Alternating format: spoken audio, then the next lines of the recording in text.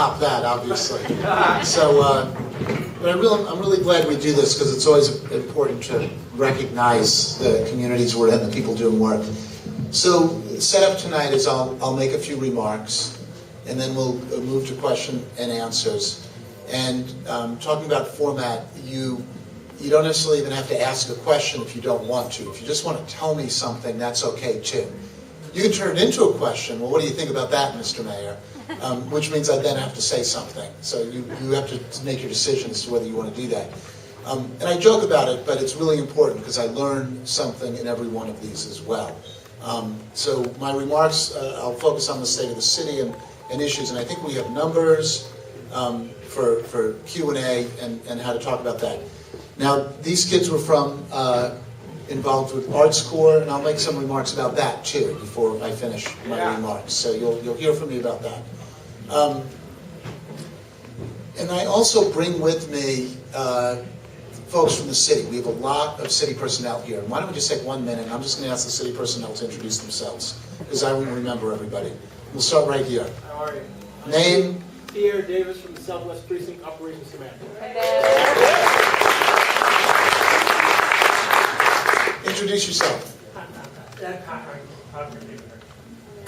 Anyone Anyone else from the city? Who else do we have here from the city?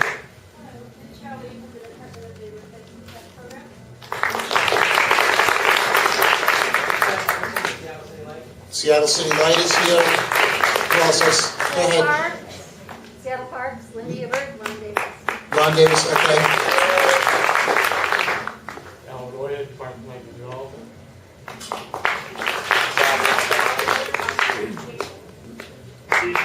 Steve Johnson, Economic Development. It's okay if we can just go through them fast. Clap at the end. Steve Johnson, OED. Holly Miller, Office of Education. Rick Cooper, Office of Housing. Bernie Messina, Department of Neighborhood. Jerry Javate, Mayor's Office. Stuart Goldsmith, Transportation.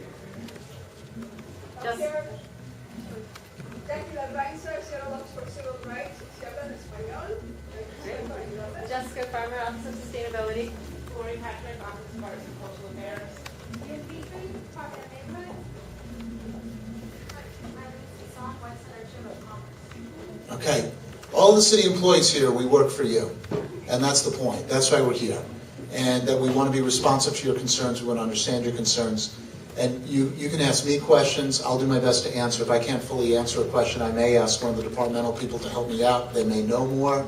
It may be that the question you have can be you'll want to have a side conversation later at the end. You'll want to connect. If you can eliminate the middleman from some of these conversations, me, go directly to the person who may have the answers, the opportunity to help you, that's great. Now, if that doesn't work, you can always contact me, mike.mcginn@seattle.gov, 684-4000. We answer all our emails, phone calls, tweets, Facebook. You message me on Facebook, I'll forward it to my staff, and we'll start working on it. So, big picture, what I want to talk about is just kind of where we've been and what we're trying to do to get where we want to go. We're just coming out of the longest, deepest recession since the Great Depression. I've been informed that from the top of the boom to the bottom, the city of Seattle lost 35,000 jobs. And that's,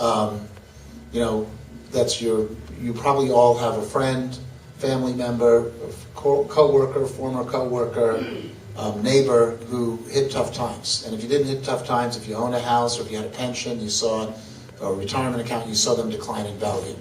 So we've been seeing signs of economic recovery, which is great. I've been informed that of those 35,000 lost jobs, about 18,000 have come back to Seattle. Our unemployment rate is a little less than it is in the state and nationally. In Seattle, we have some things that are working for us. Having said that, not everybody shares in that prosperity. We have the worst income inequality since the Great Depression. There's a lot of people dissatisfied with government. We saw it here in the Occupy movement. There is still, it's not just income, there remains different outcomes depending on your race and ethnicity, whether it's in education, housing, employment, or how the police treat you, and we know that. So we have serious issues to face, and of course we still have issues of climate change and environmental sustainability that are facing us. So what are the things that we should be and could be doing as a city to address those? These are the types of things we think about in our office, and you probably think about that too. Right? It's our job in the government to try to work collectively on those things that no individual can do alone. That can make a difference. One of them, I would say, one of the key pieces is education and supporting the people here. So that's at every level, education. And because it starts so early, the way someone is, from birth, to be held, to be read to receive love and attention, is huge on the development of a young child's brain. And we're looking at that through our human services programs. How can we improve that? Early learning, being ready for school is important. When you get to school, making sure that we have the resources to help those in need. And now I'm describing all parts of things that are in our families and education levy. There's the out-of-school time we're supporting. School-based health centers as well. So the city passed the Families and Education Levy, which focuses on K-12 education. And we're going, it's twice as big as it used to be. And I've taken a very I made a personal commitment around K-12 education. We're running an attendance program. One of the things we know, if kids don't make it to school, if they have more than 10 absences a year, high predictor of dropping out. So we've started an attendance campaign where we provide incentives, prizes to kids who make it to school and meet the attendance targets, to classrooms that improve, to schools that improve. Molly Moon Ice Cream Truck went to the most improved school. Pagliacci Pizza, the most improved classrooms in a school. Every kid in high school who hits that less than 10 absences in a year is going to get a ticket to Bumbershoot. We're getting all of these donations. They can enter it for prizes because we're saying it matters, and we're doing outreach as well. We've got CUBE, KISS, KEXP, all putting money into attendance. Now, one of the ways in which, this is our attendance campaign, which we're running out of the mayor's office, and we've gotten a huge amount of support from the community, and it doesn't cost a lot of money, but it's something I believe the community can rally around to say we want our kids in school and learn, and it's making a difference. Last year, we worked on trying to make sure that every low-income kid that qualified for the College Bound program, a state program that says if you're low income and you get through high school with a 2.0 or better and stay out of trouble, you'll get your college tuition paid for. We worked with the school district and other partners, and we signed up more kids than sign up for the low-income lunches. Same measure. We increased the number of people who signed up by 40%.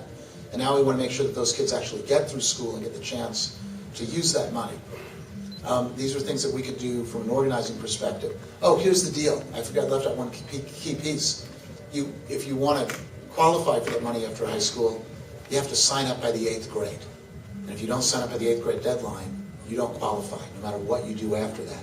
So that's coming around this spring again. So if you know anybody who may qualify for this program, if they're qualified for the low-income lunches, they'll qualify for this program. We're going to be working to sign them up again. We want to hit every kid that's eligible because we want to support that opportunity. Other ways we're working on education and jobs is a key piece towards dealing with. And by the way, there's a fascinating statistic that recently came out. I need to read more of this. They can track how well cities do in terms of economic growth based on the overall educational attainment of the people in the area. Like there's just a straight line correlation. They can see it. If your kids can succeed in school, it makes a difference. So we also have a situation where we have lots of people who lost jobs, as Jill Wakefield says, who's from the community college system. The jobs that we lost aren't the same jobs as the ones that we're going to get. They're going to be different jobs. We also have a situation with lots of immigrant and refugee populations who come here. They may have skills from where they came from, but those skills don't necessarily translate to the jobs that are here. There are people who didn't finish high school, who dropped out of the system, but they're now prepared to work, to succeed. How do we connect them to jobs? And what we know is that in our city, there are in fact areas of our economy that are growing. Healthcare sector is growing. The maritime sector is growing. Our software sector is growing. But the people here don't necessarily have the skills or the education to qualify for the jobs that are being created. Those sectors are recruiting outside of Seattle to fill necessary jobs. So we've partnered with our job training money with the community college system to create something we're calling Pathways to Careers, which are training opportunities for people to get the skills necessary to get at the entry level in these industry sectors which are growing. And we're also trying to do it in a way that meets where someone's capacity is. Lots of people can't take a year off from school to get a year degree, or 2 years off to get a degree. They may have to do it a class at a time until they get enough credits to get a certificate. And then that may take them months and months and months, and then they have to do that again. So we're designing programs that will meet people where they are to help move them along. And we're moving that along as well. Obviously, higher education matters too, and we're fighting for that funding at the state level. Now I'm going to circle back. Now I'm going to talk about ArtsCore for a minute, and the Families and Education Levy, because I know a number of people are here because they learned today that ArtsCore did not qualify under the Families and Education Levy as a qualified organization, community organization. The Families and Education Levy has, what it requires is that every applicant, anybody who receives money, has to show that they have the capacity to deliver outcomes. And there was a screening process. What I want to say to you is that this is important to us, this process. And we need to respect that. But we also know that there's 800 kids who are in ArtCore, including these kids, who we want to serve. So the Families and Education Levy is one pot of money, but there's more than one pot of money in city government. So I am making a commitment here that I am going to work from the mayor's office to make sure that those 800 children receive services.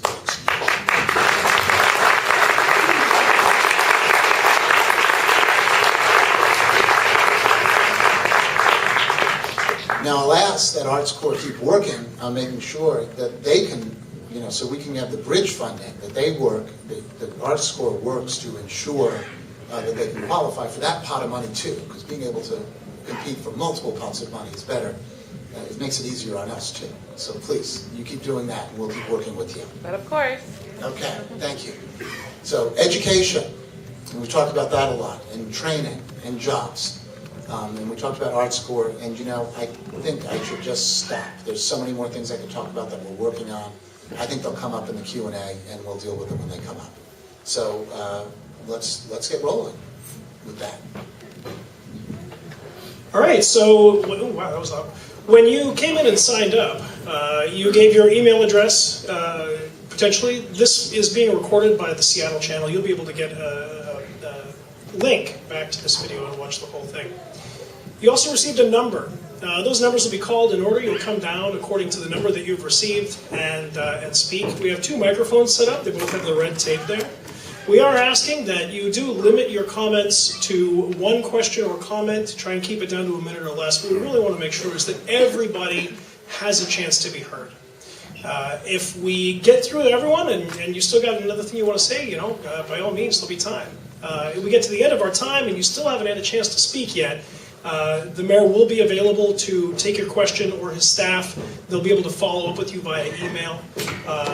Your question will be addressed. And with that, we're going to go ahead and call on our number 1. I believe ArtsCore has the first, and they're going to come up as a group. Yeah, I'm going to talk and then introduce a couple of folks. If you want to. So I face you? Is that how this Sure. works? Or you can face them. You choose. You can take it out of me. Just stop. However you like. Yeah, sure. Okay. I'll just sort of stand sideways. Hold on. You think by now I'm used to this. So my name is Elizabeth Whitford. I'm the Executive Director of ArtsCore. So I guess the first thing I need to say is thank you for your responsiveness tonight that you just announced in terms of commitment to continuing that funding. I feel like I might need to give a little bit of context further around this process that I think might be helpful for everybody.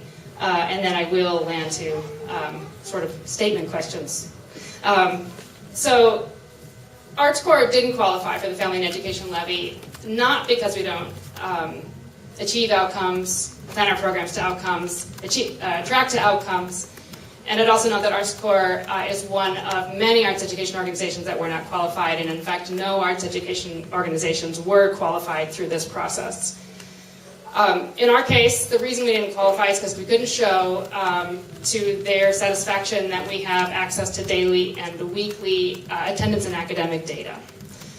That's obviously a very burdensome thing. We partner our model is to partner with the YMCA, Parks and Recreation, Tiny Tots, who all do have that kind of access for the very same students that we're working with. And we work in collaboration for collective impact to ensure that our students are getting the wraparound services they need that include these kind of high-quality programs that we know through our own program evaluation increase their leadership, their critical thinking skills, their persistence, but also make them more likely to attend to school and perform better on state tests in math and reading and so on.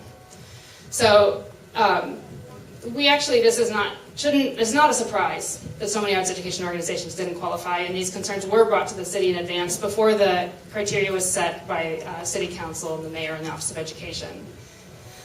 That said, we are here really to work with you to try to solve these issues, but right now, Arts Corps is one organization providing critical services, and our programs that I've currently funded through the 2004 Family and Education Levy supported all of the classes, apart from those that happened here at Youngstown, that those young men took through their career. They would not be there if it were not the support of the 2004 Family and Education Levy.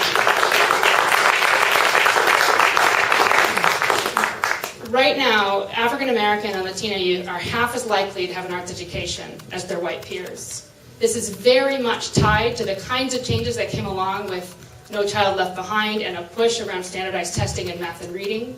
What we have now is those same kind of pressures, bringing those forces to bear even out of school.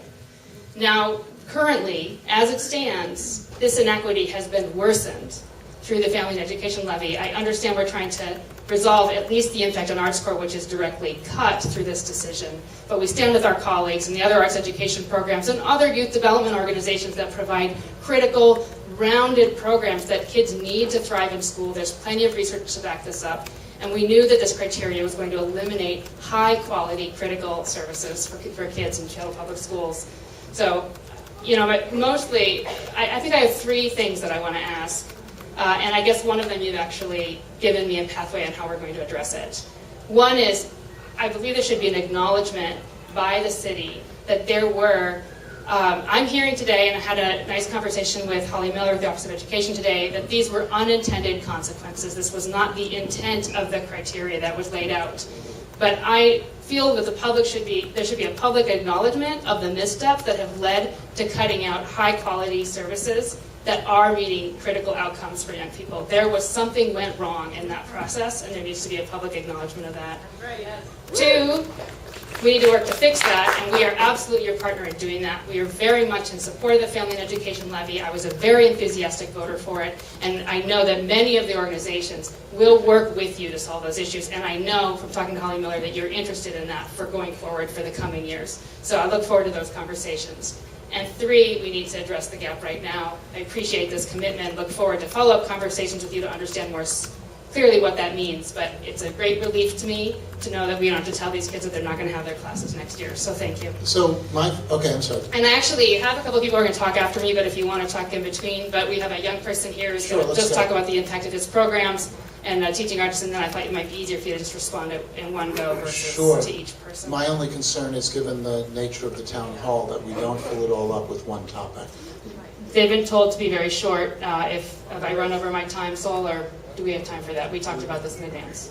We give about 5 minutes. Okay, well, let's, okay. I was told it would be better than us taking up a lot of talking slots to do it in one go. Got it. So, sorry. Let me introduce Robert Eierman. Vicious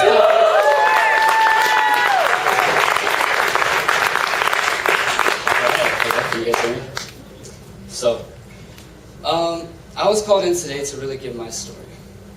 First, I want to start with, I see the argument going on between both sides. I understand that, arts, they're like, okay, yeah, we don't want to be cut, and I agree 100% because of the story I'm going to share with you guys now. But first off, I would like to say that the argument I see is from artists, they say, oh, you guys can't cut that. And from, the opposing team, what they're saying is, we need to see results. And so I agree 100%. Artists feel a lot of things. If you guys don't know, it's like, sometimes there's the hippie artist that's like, oh yeah, it's the man, you know what I'm saying? And so there's those guys, but also there's, artists that they can't really explain what they feel and what they gain through the art, but it's there. And it's like, if somebody was to tell me that, and I was not an artist, I wouldn't say, oh, I understand you. Because I couldn't understand them. I can't understand something that I have no familiarity with, right? So that's the first argument. Yes. So that's the first side. Second side, I want to share my story. I'm going to try to keep it brief, but at the same time, I want to get my point across. I don't remember anything before the age 7. That's typical because, of course, your dad asks you, hey, do you remember going to Disneyland? No, I don't remember. I was like 3 years old.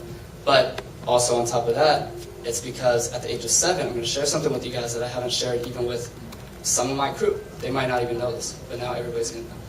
And so at the age 7, I was pulled into the foster care system. Okay, that was one thing. And within a 5-year period, I was switched to 5 different houses, not knowing who to call mom, who to call dad, nobody to really be attached to. That's something that I experienced when I was younger. And so when I came to art school, when I finally came to settle down with my dad after my mom sent me up, I came to join the breakdance program in art school. I had no confidence. My dad said, hey, you should join this after we went to go see You Got Served. And I was like, okay, cool. Actually, no, I wasn't like, okay, cool. I was like, okay, I'll do it for you. Because I didn't want to disappoint the one person that actually I was going to be with for a while. And so when I finally got through with art school and Jerome, you know, I consider them a family more than anything. It's more than just an organization. It's, you know, Jerome's my older brother. You know, I had nobody to look up to. I'm the middle kid. My sister moved away, so I'm trying to keep this short again, but I gotta get this across. So Jerome was my support. And then I didn't really have a mom because I only lived with my real mom for about a year of my entire 19, 20 years of living. I considered Tina Lapadula, that was my mom. Art Score were my parents. So that's what Art Score is to me. And through that, through all the confidence that I gained from taking the dance class, it's more than just learning an art. Art Score isn't an organization that just says, hey, give us your kids, we're going to teach them to be professional musicians, professional dancers.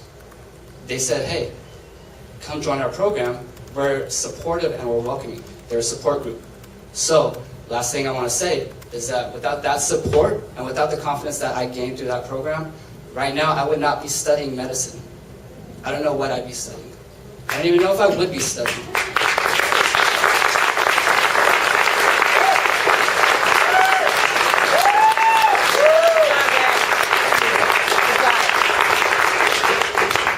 So that's my story. I really want to pass it on to Pac, who's an amazing musician and teaching artist. Here you go, Pac. Okay, and we'll be wrapping this up after this and let the mayor have a chance to respond. I want to make sure that everyone does have a chance to get their questions to the mayor. And so, what's up, Uncle Mike? How you doing, man? How you guys all doing tonight? Make this quick. I've had the honor, privilege, and the responsibility of being involved with Art Score and educating our youth in this community since 2005 when I first walked in the doors at Youngstown Cultural Arts Center right here.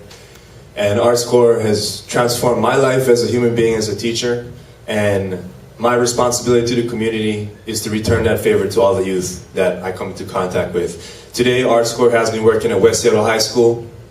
I also work at the recording studio here in Youngstown. And through our nonprofit, Totem Star Records, I also work with my partner, Thaddeus Turner, with adjudicated youth out of juvenile detention down at Youth Source in Renton. Basically, I've seen kids who come from families where their mother and father are locked up. I see kids who have come into the door here when they're age 13 and could not find the courage to sing, but they would always pick up that guitar, sit in the corner. Today, she's a teacher in the community colleges. There is definitely outcomes in the work that we do in the schools, in community centers, and everywhere that our presence is known in the city of Seattle. Thank you so much for making that commitment to it. I could talk for a very long time. I know it's not my time, but before I leave, I have one student here. His name is Riley Fitzpatrick. Where are you, buddy? Would you wanna share a quick word, really quick? Not like your guitar solos, but just really quick. What music, arts, and Art Score means to you, real quick, man. Much love. Thanks for being here. Hi, I'm Riley Fitzpatrick. I go to West Seattle High School. I'm a 10th grader. And I met Pac freshman year, and I had been playing guitar for about 2 years before that, but I was pretty good. I mean, I wasn't that good. And I hadn't really performed. And freshman year, I joined music production, which is what he teaches and what he does. And at first I wasn't really comfortable with where I was. And then eventually I came to know the people that were involved, and they became family. And although we only meet once a week, I wish we would meet more, but that like hour and a half that we have is really fun. I always look forward to it. And I actually just came from that class about 2 hours ago. Yeah. So it's fun, and I had experience when I joined, but every week I see new people coming in that don't have experience, and I always see Pac or someone else that's there, and I always help other people too that don't have the experience that I do, and I see them grow in confidence as well as I have. So.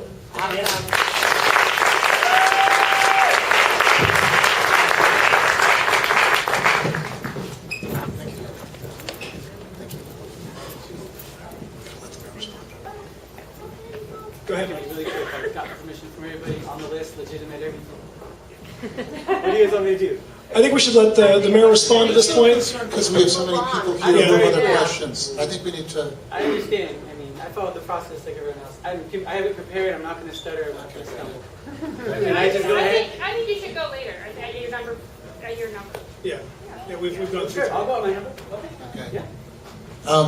So a few comments. The achievement gap in our schools is real, it's deep, and it's long-lasting.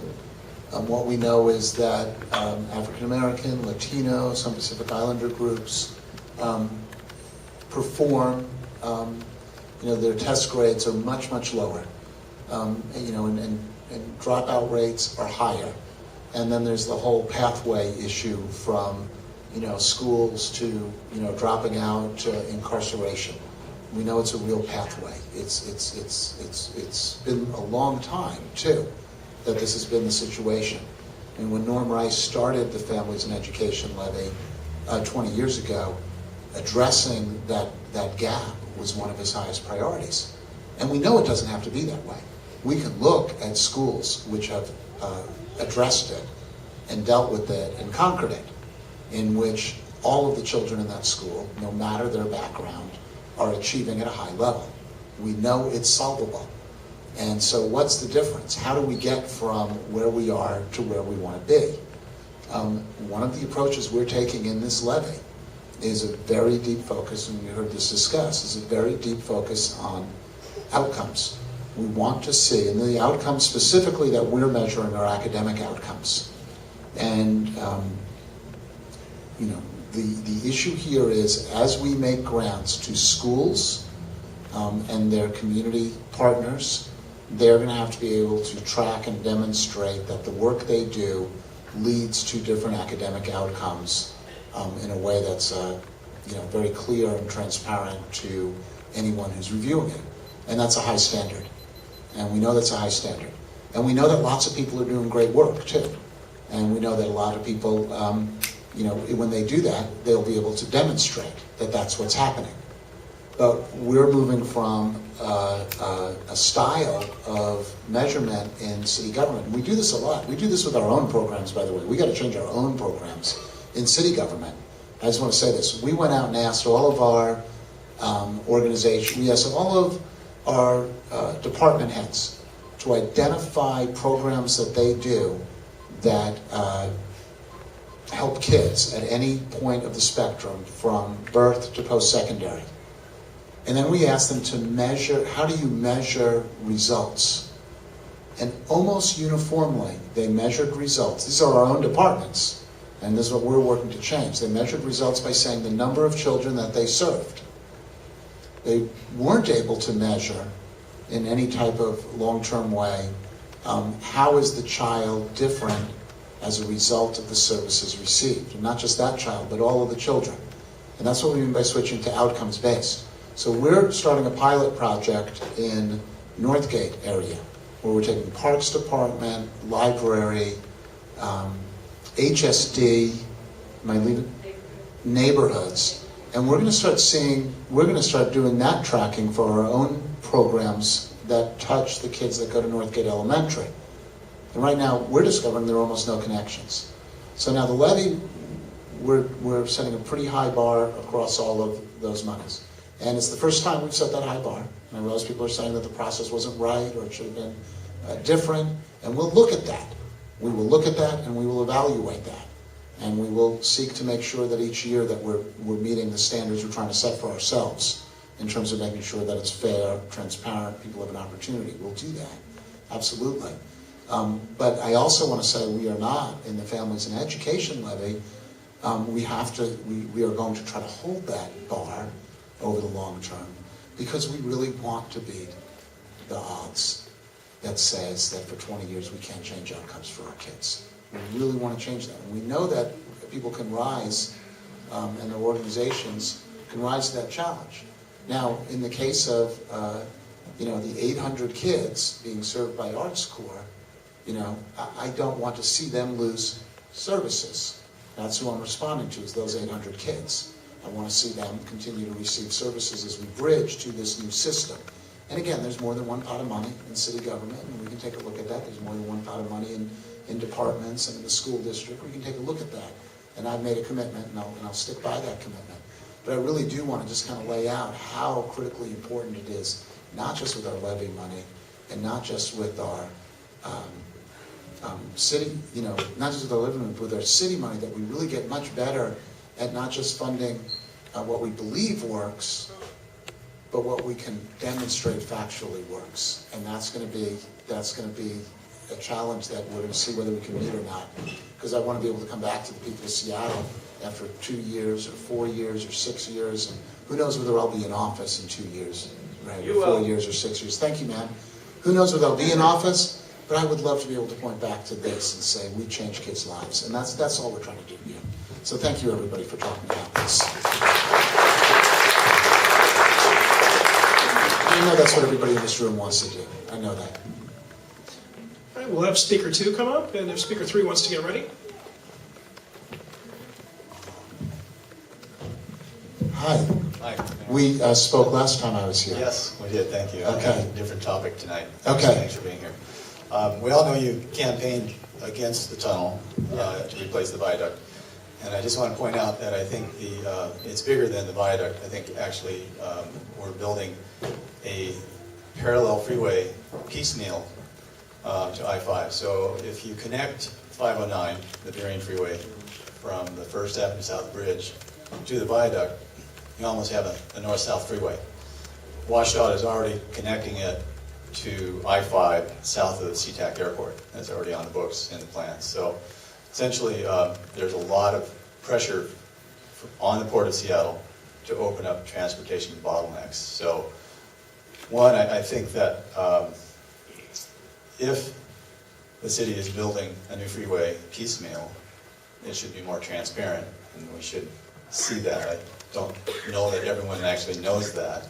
I mentioned this to a member of the Seattle Planning Commission about the fact that this parallels the Northwest Expressway, which has been on the books for over 50 years. And when I mentioned that we're building a piecemeal, this member of the Seattle Planning Commission giggled and essentially agreed.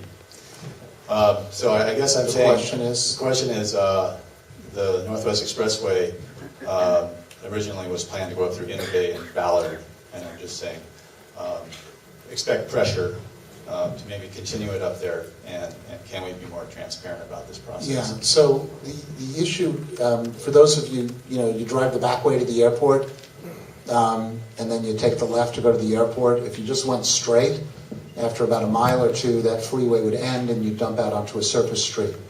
It's been a long time priority for the port, WashDOT, fair number of electeds, to take that and continue it being a freeway all the way to I-5.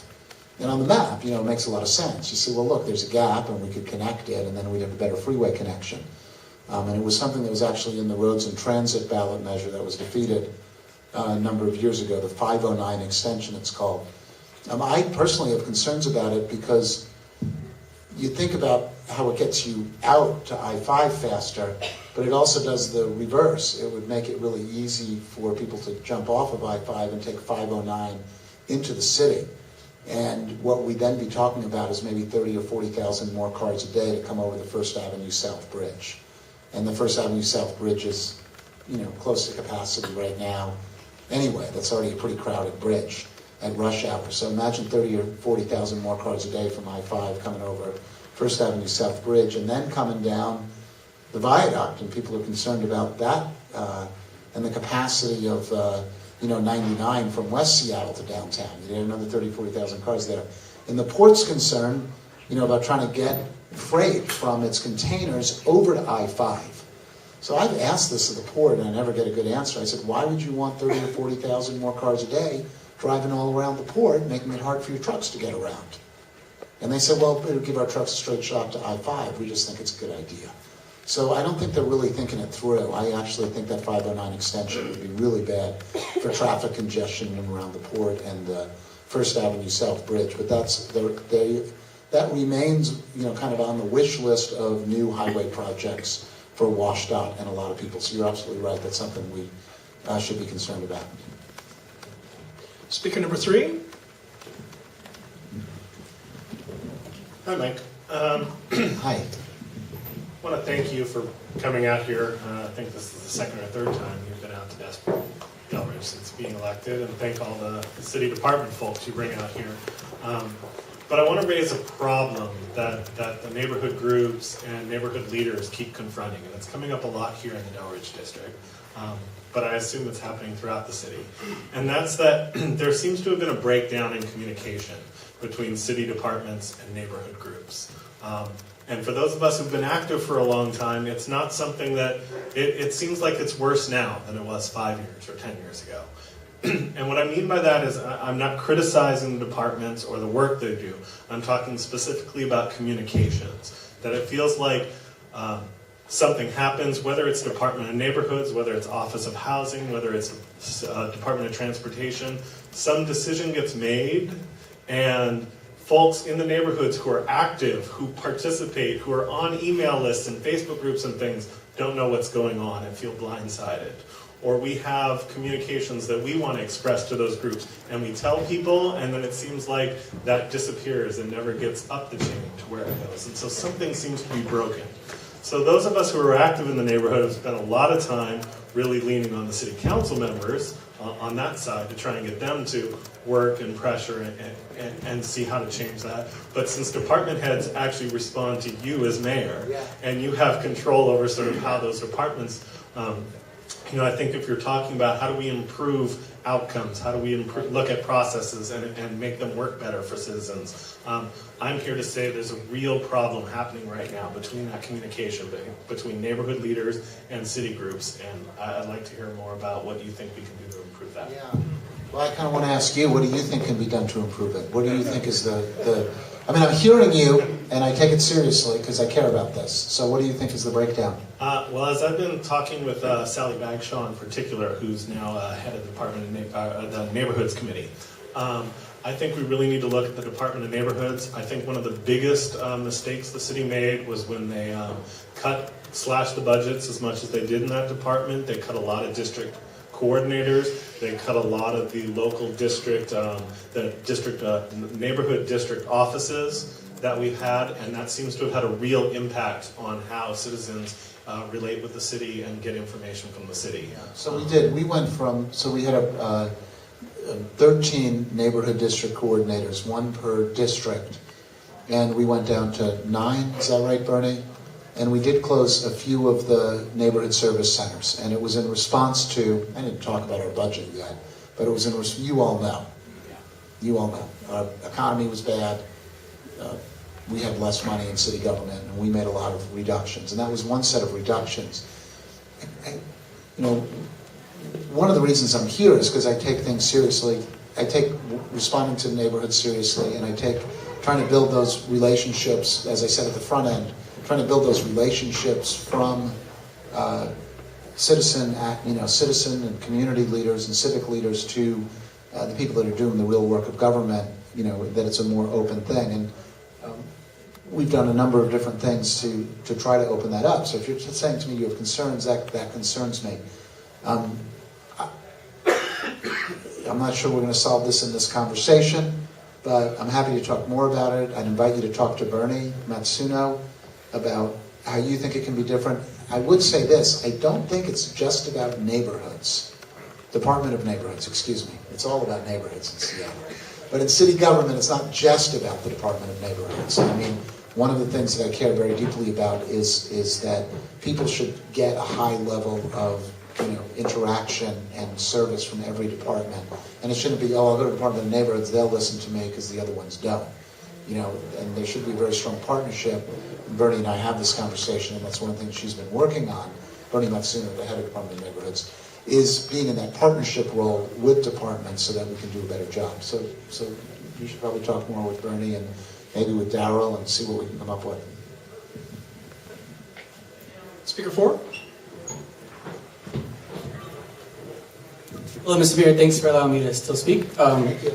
I want to express my gratitude for all the community present and all our amazing public employees. Thank you for all for being here. And what I say is in full respect and dignity to everyone present. So I'll just start. The process and final decision of the education levy has betrayed the trust of the arts community, arts educators, and the legitimacy of the arts as a critical part of education as a whole. Whether this should be attributed to administrative blunder or the willful and costly misleading of arts organizations into applying for levy funds they would never see is unclear. What is clear is the impact of the levy decision to exclude arts. Hundreds of youth and families settling without programs where they have used creativity as a means of safe and healthy self-expression, physical activity, and quantifiable intellectual growth, and building positive identity and community. What else is clear is the implicit message that decision makers are sending us with this decision. Arts do not educate. Arts do not educate despite several of the programs cut achieving recognition from the most prestigious academic institutions in America and being on par with the presidential standards of excellence in education. Arts does not educate despite this administration, with all due respect, regularly knocking on our doors as cultural arts organizations to have our artists and youth educate Mr. McGinn's staff on the finer points of youth and community engagement through arts, creativity, and cultural competency. It is clear that art makes for engaging entertainment, as demonstrated by the Vicious Puppies, for town halls and other city-sponsored events, and for raising our national profile, but it does not educate youth. Mr. Mayor, Ms. Miller, Holly Miller, I hope that you can develop a clear response that explains your mistakes or conscious choices up to this point, as well as a solution that restores the lost trust and the hole left in the heart of the arts education community by this decision. Thank you very much.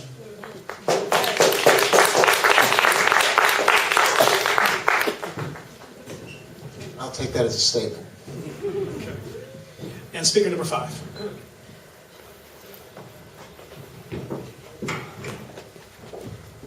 My name is Chandler, and I got one of these too. Now, before Youngstown's Arts Corps, Power Vote, YMI, all these great nonprofits, I wouldn't have had the courage to even stand here today to tell you guys what really matters to me. I was shocked when I heard that Arts Corps was told that they didn't qualify for the city's funding because they couldn't track the math and reading scores of the students attending on a weekly or daily basis. Now, first off, I speak for myself and my students when I say this. In today's society where your opportunities to have an arts education are dictated by the numbers of test scores, right off the bat, we artists have obstacles set before us and we're forced to think outside the box. We do not do art so we can get better math scores. We get better math scores so we can even have the opportunity to do art. Arts Corps and many other nonprofits here today gave me that opportunity.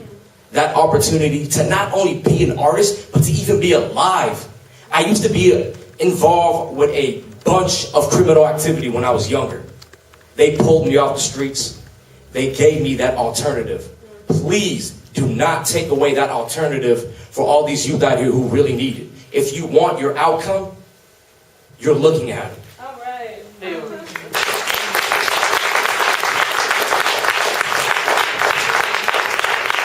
Thank you. Speaker 7.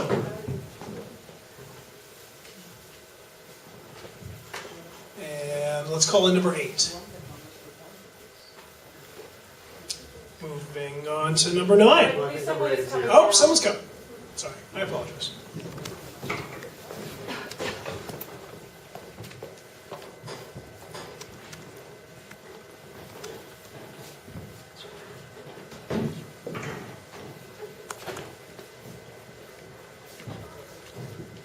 So while we're getting ready, the next couple of speakers, 7, 8, 9, 10, maybe want to get ready to come down and have their say.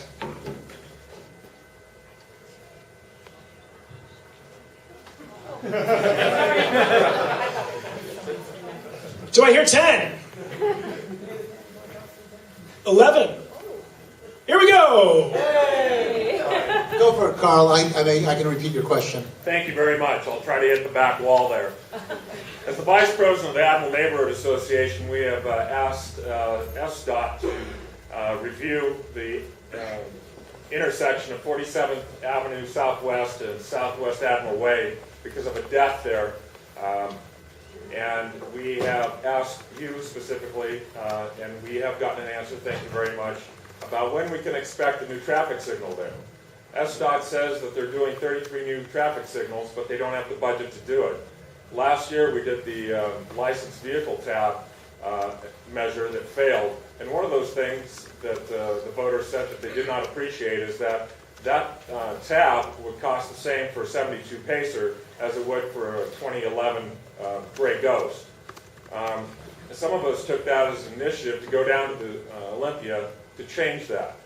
So now Bill 6215 has passed, which gives the city of Seattle the tool to give low-income folks a rebate on tolls and on license fee tabs. Will there be a measure to fully fund these 33 needed new traffic signals throughout the city, 3 of which are in West Seattle, on Avalon and Genesee and Avalon and Yancey, and also 47th and Admiral. Thank you very much. Thank you. So I'm going to repeat the question just because I know Seattle Channel may not have picked it up. And so for the viewers at home, the question was, there's an interest at a new signal at 47th and Admiral. There was a fatal accident there. Funding would have been funded in the past. Prop 1 last year, the vehicle license fee failed. State legislature is adopted, I'm not sure it is final, a way for cities to rebate the vehicle license fee to low-income people. Will we be bringing a new vehicle license fee measure to the voters? I do not anticipate bringing one this year to the voters. And I don't know if that would be enough. I mean, the politics of that, I actually don't know whether that would be enough. Our priority this year is to get a seawall ballot measure up and passed. So one of the obligations of the city is to rebuild the seawall, which is made of wood. It was never designed for an earthquake. It's rotting, and we get a big earthquake, it's going down, and it's taken the elevated viaduct with it, as well as a lot of other damage. The natural shoreline is well back of that, and so we'd have a whole bunch of buildings down there, with their foundations in water. So it's a serious issue, and the timeline on that means we have to get it funded. If we're going to keep everything else in that project moving along on the right timeline, we're getting to the deadline to get our funding for it. And we can't fund it with our current tax sources. The only way to fund it is to ask the voters to fund what is a necessary public safety measure. This isn't to say that I would very much like to fund more local street improvements, from signals to crosswalks to street repaving. Our local streets, we walk on them, bike on them, use transit, drive on them. It's the front steps to our businesses and our business districts. It's really critical, and we are short. You all know how many potholes we have out there. In the last year, our city government filled 25,000 potholes, which blows away any prior year record set by any administration. And I wish it was just because we're really, really good at filling potholes, and we are getting pretty good at it. but it really speaks to the aging condition of our roadways. We are not taking care of them on the cycle. It's cheaper in the long run to have a regular maintenance and repaving cycle than it is to allow potholes to develop like that. And we're on the back side of that. So I do think we're going to have to come back, Carl, at some point to some type of local street financing measure. I can't stand here today and say what it'll look like. Will it be a vehicle license fee? Might it be, a renewal of Bridging the Gap, which is a property tax? We have a sales tax authority. I think the legislature, might give us like a penny gas tax, which will raise like $4.5 million a year. But we do need to take care of it, as well as start expanding our transit between neighborhoods and making improvements to move transit along. So it's something I pushed for, not just with the VLF that didn't work out, but in my first year in office, I proposed a commercial parking tax, which is on the parking lots where they charge people to park in. And the city council said no to that. They said it was bad for business, but they said yes to it to build Mercer. But they didn't say yes to it for neighborhoods, and I'd like to, so I'm going to keep pushing. I care about the local stuff. I was a neighborhood guy. I believe it's really important stuff, but I can't say we're going to do it this year. Sorry for the long answer, but it was a good entry point into the whole transportation financing issue. All right, I have question number 12 from the audience. If 13, 14, and 15 would be getting ready to speak. Mr. McGinn, this question's from Ann. Yes. The ride-free zone, it's so popular. Does it have to end this fall? That is a decision that has been made by the King County Council as the Metro Governing Board. And it appears to be a pretty final decision from them. I mean, I suppose one could go back and lobby and ask for changes. But they're pretty much determined to do that. Now, that does give us, I think we spent something like $400,000 a year, maybe Ann's in the audience. We spent $400,000 a year to Metro to pay for that. They said it actually cost a lot more, so they're saving a lot more than we paid them. And they're not offering it back to us for sale at a higher price. They just want to move out of that, being in the business of providing a ride-free zone.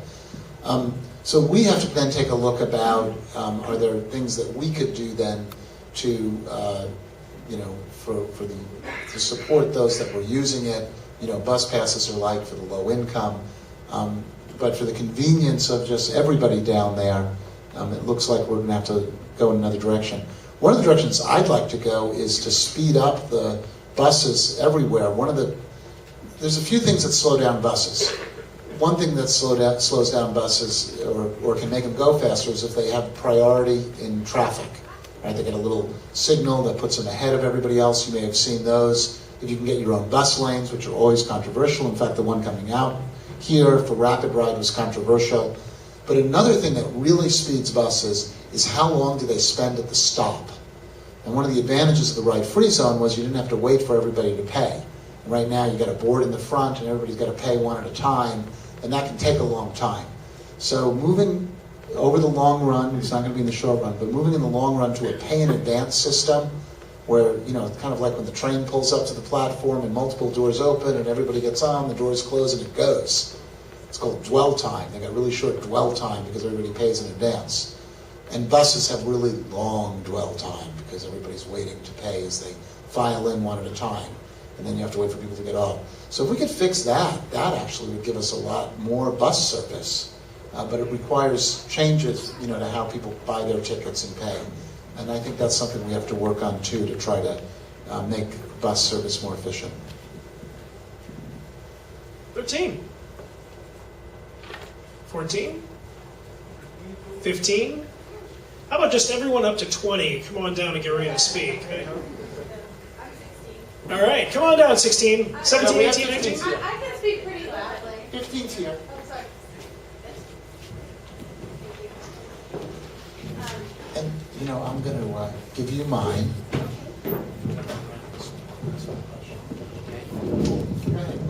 Great, thank you. Thank you for being here. I live in North Elbridge, just down by the library, and I'm here tonight to speak about a supportive housing development that's coming to the neighborhood to house formerly homeless individuals. I don't know how much you know about this project. I'd like to first acknowledge, a little nervous, that I really appreciate that the city has a 10-year plan to end homelessness. I'm very proud of that for the city, but that's an important priority. And it causes me as a neighbor a lot of internal conflict to want to house and attend to the needs of homeless individuals. And yet I find myself questioning some things that are happening in my neighborhood. So I just want to acknowledge that that's not an easy thing to sit with. It took the due diligence of Delridge neighbors to find an error in the implementation of the city's siding policy. I don't know if you know about this, but once that was uncovered, the project size was reduced and the number of units that would be allowed. And it's my understanding that the Office of Housing mistakenly used 2000 census data rather than the more current 2010 data. The consequence of this error would have led to an overconcentration of poverty in my neighborhood. It's concerning to me that it took neighbors to find the error, and it leaves me a little mistrusting that appropriate oversight has occurred to fully assess the poverty levels here in North Delridge to ensure that overconcentration of poverty does not occur. So first I'd like to just ask that your office look into this situation a little further. My questions are, what steps is the city taking to disperse homeless and supportive housing developments throughout the city?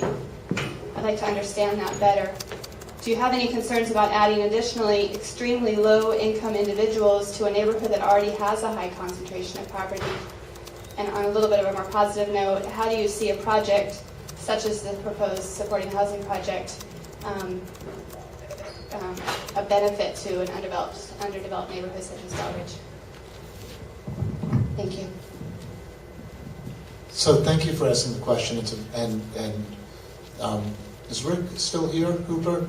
I'll answer part of it, and then I'll let Rick take on the first couple of parts about how we look at the dispersal of housing around the city.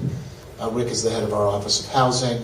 The city has very generously supported our housing levy, which is partly funding this project and funds projects around the city. And this is just a big challenge. The issue of homelessness, as you know, as the people in this room know, remains a very big challenge. And we've been looking at various different approaches to try to address it. We have the 10-year plan to end homelessness. It's an ambitious title, but in fact there has been a construction of a fair number of housing for very low income or for transitional housing for people. And we're also taking a look at our shelter contracts. They come up for renewal.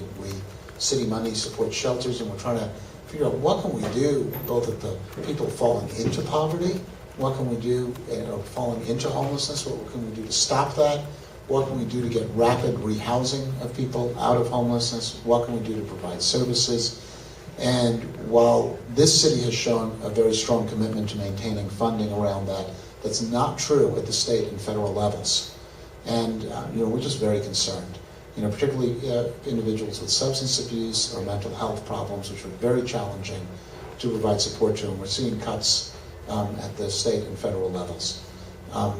So, we're going to, keep focusing on, new approaches and different approaches. What we know is that getting people into housing, just getting people into housing alone, a very controversial project, the 1811 project. Oftentimes you had programs in which you said you can't get housing unless you follow certain rules. This was a case where the phrase is chronic public inebriates, and they use millions and millions of dollars in city services, between ambulances, city and county services and state services, between ambulances, arrests, harbor view. And we actually created housing which was you can drink in your room if you want to. Right? We're not going to say if you drink you're kicked out. And it's turned out that we've saved a lot of money. It's just being more realistic and pragmatic. But there's something else happened too, and I wish I had the exact data. Maybe Rick remembers it. A number of those people, just because they have stable housing, have reduced their drinking or eliminated their drinking. They were connected with services too. So we know that housing really can make a difference in changing people's lives. I'll let Rick answer the question about how do we, the siting issues and the rest, how we deal with that. If that's okay, Rick. Sure. No, happy to share information about that. And again, anyone who continues to have questions about this, we're happy to share. The city has, for a very long time, had very high priority, placed a very high priority by policy and in practice on dispersing this kind of housing as much as possible. Right now, we have probably 6 or 7 of these type of projects in development around the city, and for the most part, they are in the north half of the city. We have projects in South Lake Union right now going on, in Ballard, in Lake City, and other locations. We recognize that these kinds of projects need to be spread throughout the city. The need exists in many of the city's neighborhoods, and concentrating them in any one neighborhood or location is not good. And so we have, through our funding policies and practices, worked hard to work with nonprofit groups to ensure that that dispersal happens. Part of our dispersal policy relates to the siting, something we call the siting policy. And I think in the beginning of your comments, when you talked about the data, you really were referring to a siting policy that we have that limits the amount of subsidized housing for extremely low-income people to no more than 20% of the housing units in what's called a census block group. This is a smaller geographic area than census tracts. Census block groups in the city have about 500, 600, 700 households living in those, and no more than 20% we think should be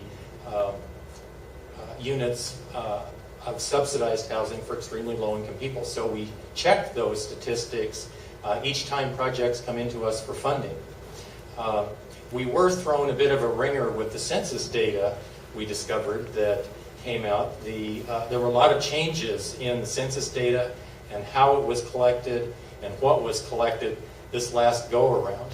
And we discovered, we thought we were looking at the correct data. Frankly, when questions were raised, it caused us to go back and double-check. And when we double-checked, we discovered that there were more changes in the census data than we had been led to believe, and there were some changes in the block group boundaries and so on. As soon as we discovered last fall that a mistake had been made, we moved quickly to check and double-check and triple-check the data to see what the situation actually is.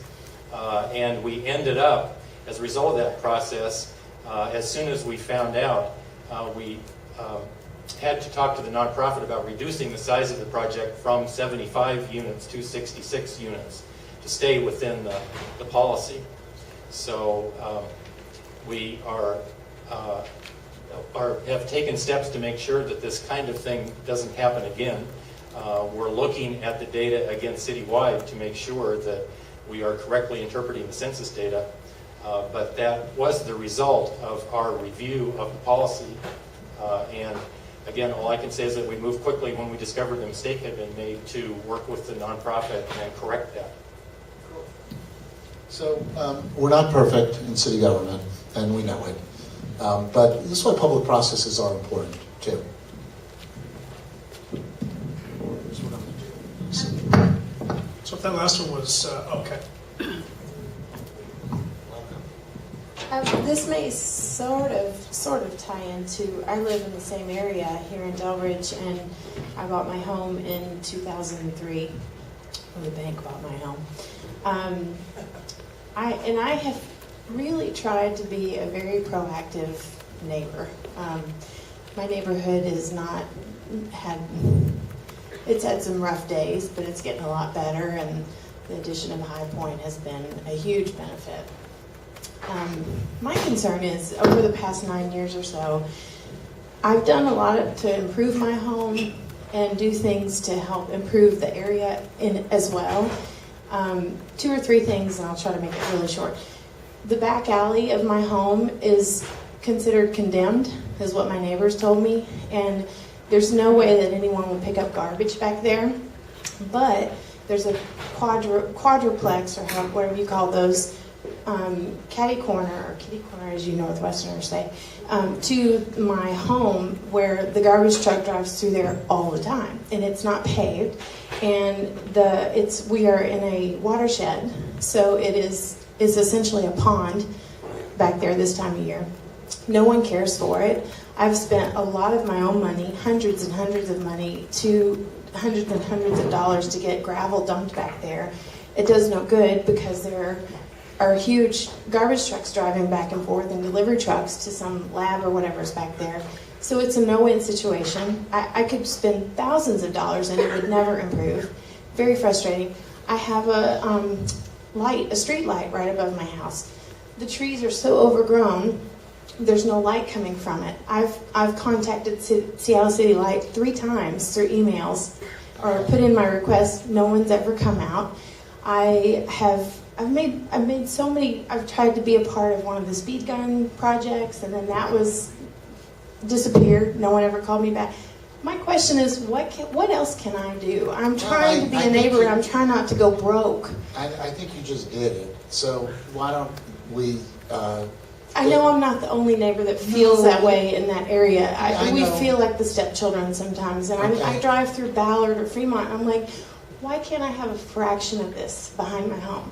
If somebody could just pave that alleyway, we would think we had won the lottery down here. I'm serious. I hear you. It's a safety issue. So I live up in Greenwood, just north of 85th, and I moved to my neighborhood, and it's one of the reasons I got active in my community was there wasn't a sidewalk. I had the Safeway a block and a half from my house, and what happens on those streets is the cars park on the edge of the right of way. So there's no room between, so you have to walk between the parked cars and the moving cars, and it's so wide, it moves fast. And I'd be driving through or biking through Ballard, and I'd feel the same way you did. So now here I am on the other side, and I said the same exact things to elected officials too, and now here I am, right? So here's the thing, on the city light thing, give me your name and address, they'll really connect, let's find out, they should respond. I know they if they're not responding, then that's a breakdown. On the alleyway, we are not, our budget right now, I was talking about potholes, right now, we are not doing, except for kind of safety or major potholes, we're not doing residential streets at all. To get back to alleyways is yet another level of improvement. Now, having said that, I believe there may be something we could do, and is there an SDOT person here? Can you? I don't know what's I can add here. I have to take that question back. But there may be things we can do about who's why not using the alleyway. reroute the traffic? Figure out who can pick up the garbage for those people off Delridge. But, Right, I hear exactly. That's what I think. The foundation of my home is being affected. I have dug French drain by myself.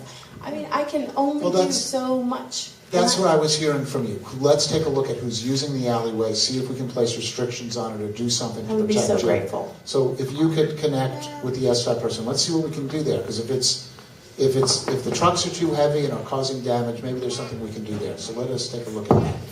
Okay? As well as a speed circle in that area. There are people that drive ridiculously fast. He's ready to go. He needs to ask a question. Say hi. Hi. Outstanding. Are we on number 16 now?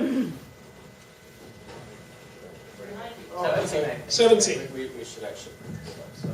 Well, I have reduced my questions for time, so I don't know how it'll come out. But this is also pertaining to the DSC issue that's going in across the street from the library. To date, the City of Seattle and DSC have failed to provide any information to the North Delridge community pertaining to public comment periods, public hearings, and public votes. Additionally, at the King County Joint Recommendation Committee meeting tasked to award county funding for this project and other low-income projects, and includes representation from the City of Seattle. At this meeting, some North Delridge residents raised concerns about this project, and the reply from the county staff was 2 things. One, the first thing they said was, community concerns is not a valid reason to deny or delay this funding to allow time to research community concerns.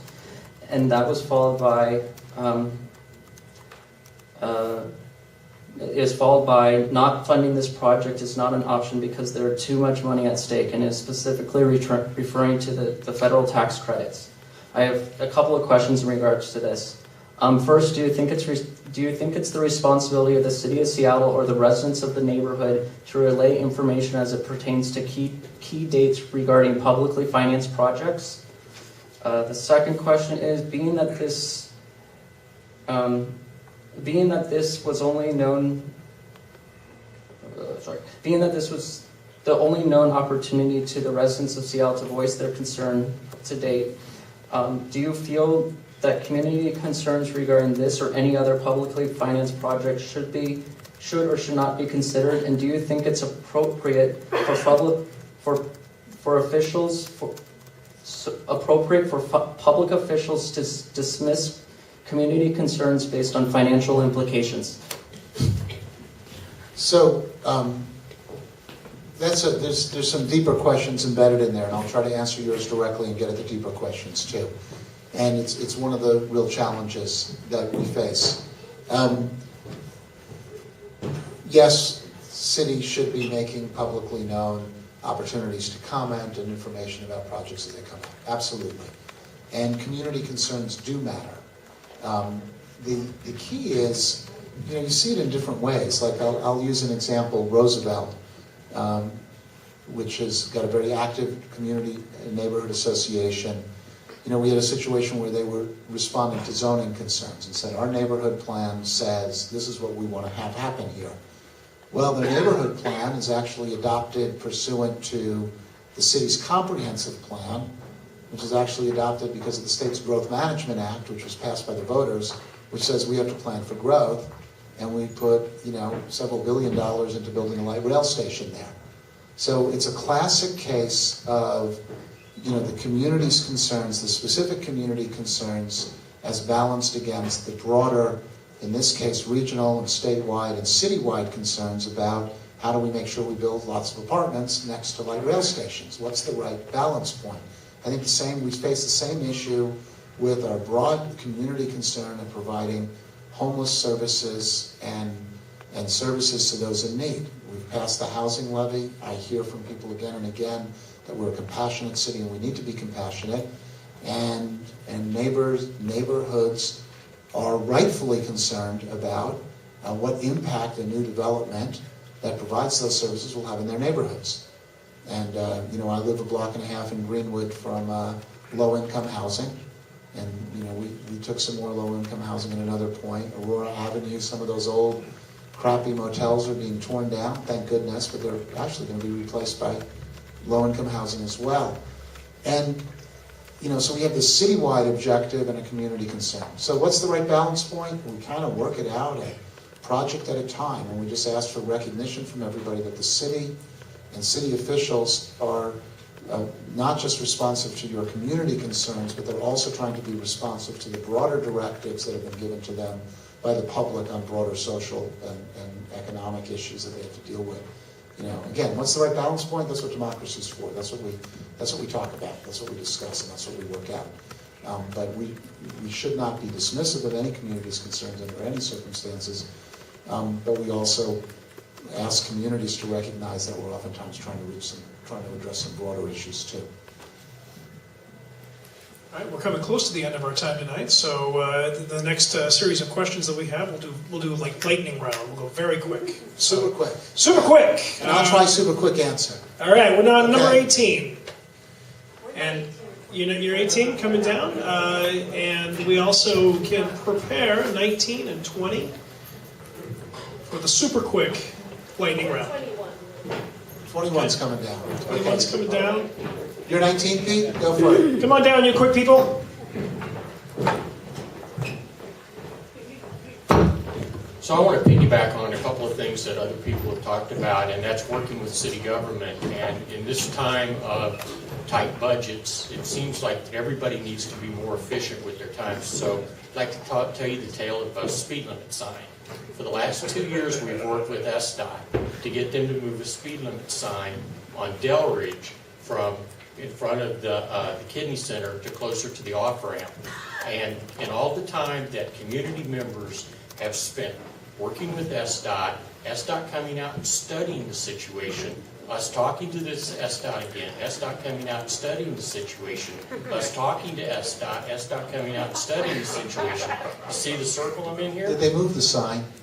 A week ago, but it took us 2 years to get the sign moved. And in all of the effort and all of the time that the SDOT spent doing that, we could have bought a parcel full of speed limit signs and had it moved. So my point is we just need to become more efficient and not make our neighborhoods jump through so many hoops and circles to get something so simple done in our neighborhoods. Fair enough.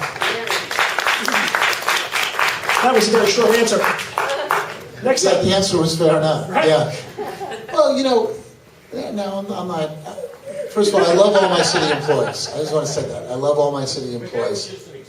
And it's a great example. It's a great example. Sometimes they get a little battered and beaten, and you know they get a little hesitant to make a move, and you know we just want. Well, I hear you, but recognize they love our city too, and we'll work to make it more efficient. Number 20. Hi, Mayor. I live in the neighborhood here, just 2 blocks away. I work in Belltown and have been working in Belltown for 20-some years.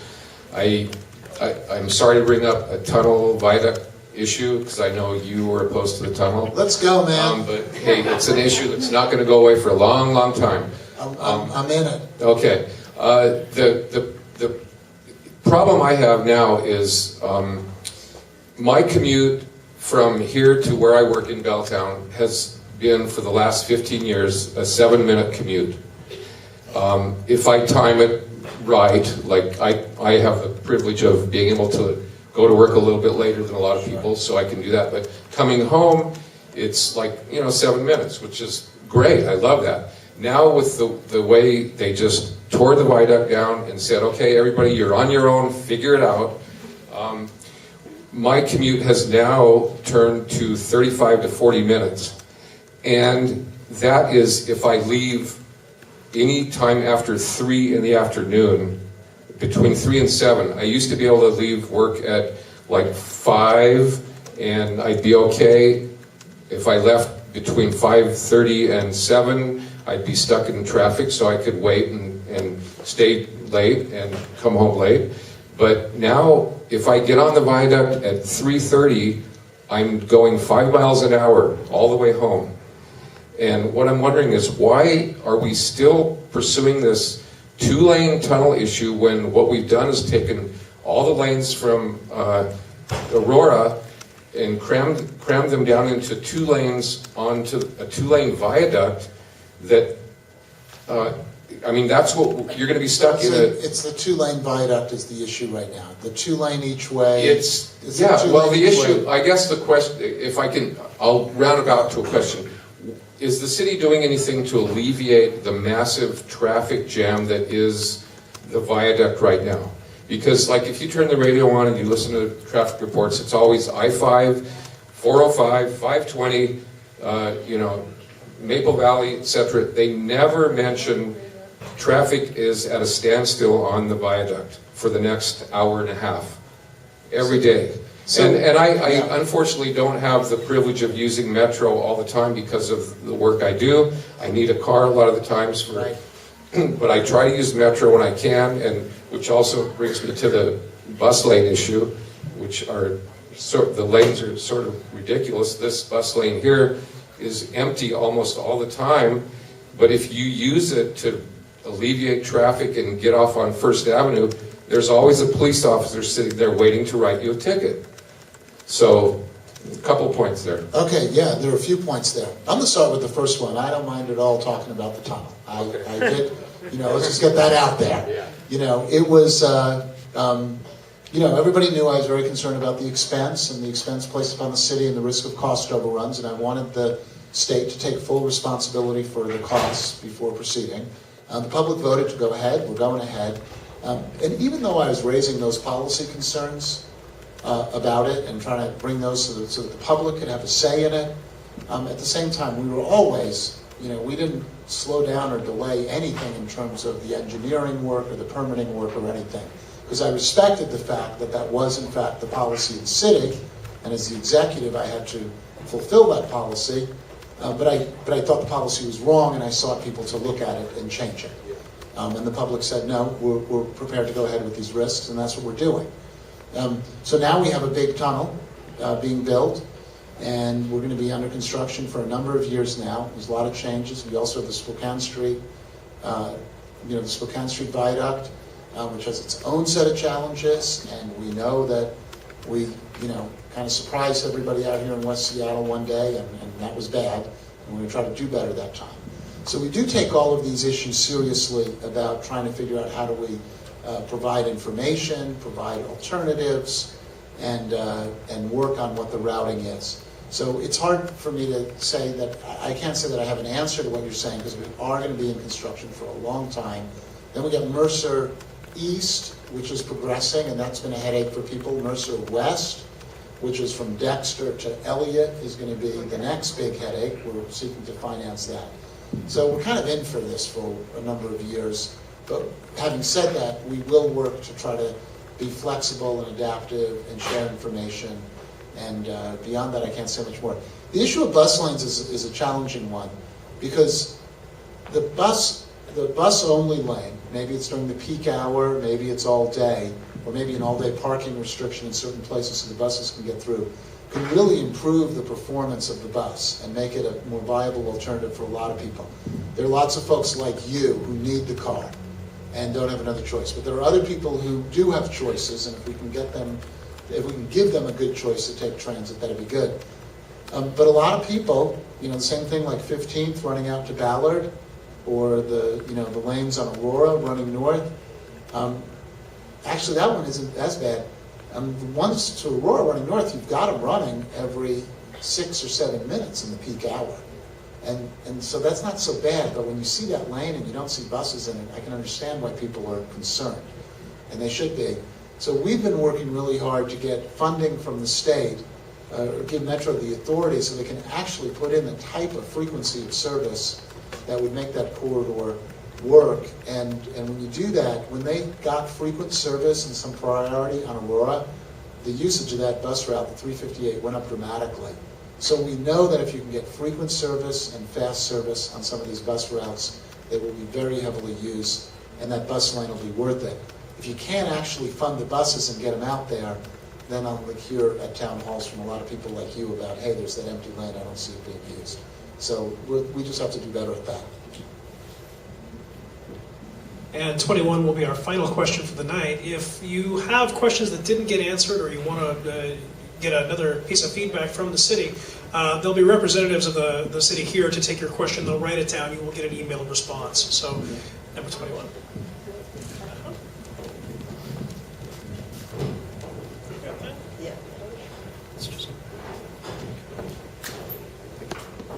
Good evening, everybody. Thank you for coming tonight. My name is Safia Omar, and I live High Point community. We need the fund for women exercise and women swimming, and at community center. We need women only space, safety, and privacy. As a government, we need low cost, affordable cost, because we are low-income family, and we need your help. Thank you so much. Thank you. Thank you. Well said. Daryl, can you sit down, talk with them, get some follow-up, talk to Parks Department, see what our options are? Okay. Thank you. Can I get a close? And then we'll call it good. Thank you all for coming out. I realize people are probably getting ready to, get home to their family or whatever it is they're doing. Pete came down. Pete's taking me on a walk. Pete Swollen's taking me on a walk around the neighborhood. So's our moderator, taking me on a walk around the neighborhood. I've been to Youngstown Cultural Arts Center. We talked tonight about a lot of the problems we face, the challenges we face. And it's appropriate people come to me and say, hey, here's what's broken and what needs to be fixed. But one of my favorite things about doing neighborhood walks is that people show me what needs to be fixed, but they also show me what they're really proud of and what they care about. And that's not just true about neighborhoods, that's true about our city. I really just want to say that. We have challenges in the city. We spoke about the challenges our kids face, our immigrant and refugee population faces, race and social injustice, environmental challenges, taking care of our infrastructure. We have challenges. But I just want to say that I get to go to a conference of mayors, meet with other mayors. They got challenges too. A lot of them bigger challenges than us. But we have so many great assets in this city. We have so many great assets. We saw some of our kids up here performing. They're an asset to this community. If we invest in them, it'll pay back dividends to us so big if we do that. And we have people who are active and engaged in their community trying to make it better. And some of them, and a lot of them are here in this room. And we got really bright people who want to come from all over the place to be here. Because this is a place where bright people can achieve. And we have people, come from other countries fleeing hardship, and they come here because they believe that, there's a promise here in Seattle. That somehow we're the type of place that's accepting. We're going to have gay marriage in this state, it looks like. We'll see what happens in the vote. Other people may say there are people we don't want. In Seattle, we say we want you. We want to, because you're the type of person that can help make this place better. You can help us achieve. So I just want to say I think we've got a lot good going for us. And it's my commitment, and that's why I come out to these, that's why I bring our departments out, is that we're going to confront our problems squarely. We're going to acknowledge that there are difficult issues. We'll argue over them, with dignity and with appreciation for each other's motivations and where they're coming from.